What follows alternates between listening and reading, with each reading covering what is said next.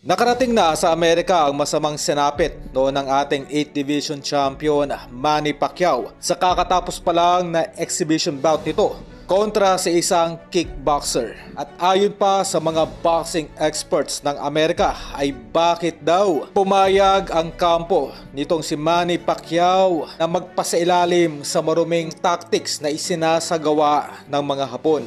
Hindi na bago sa ating lahat na ang bansang Japan ay meron pong hindi kaaya-ayang reputasyon pagdating sa boxing, na kung saan ito po ay kilala na gumagawa po ng mga kaliwat kanang dirty tactics. At dito nga po ay inisa-isa ng mga boxing experts ang mga pangdarayang naganap dito sa naging exhibition bout. Una ay yung last minute replacement na ginawa ng Japan, na kung saan ay biglaan pong pinalitan ng ibang Hapon itong makakalaban ni Manny Pacquiao. Kumbaga ay hindi na po nakapaghanda pa o na nakapag-adjust itong ating pambato. Pangalawa, ito pong matting na ginamit sa boxing ring, na kung saan ito po ay pang MMA lamang. Okay, so hindi po ito nakadesign para sa boxing.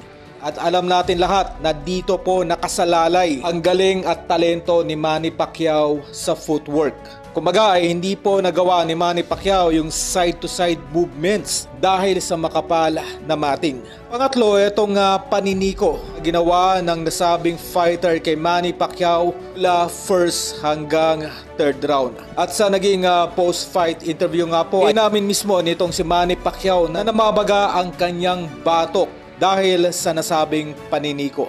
Para po sa kalaban ng lahat ay critical na matamaan po sa bandang batok. Ito po ay posibleng magresulta sa isang biglaang comatose.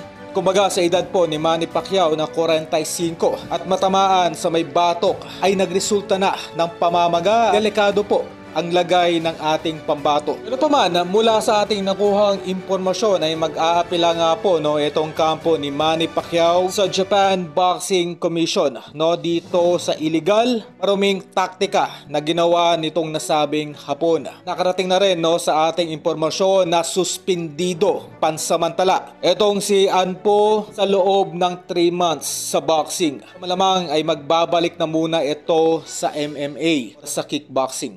But my back head is like swelling. There's his elbow, like when he punch, like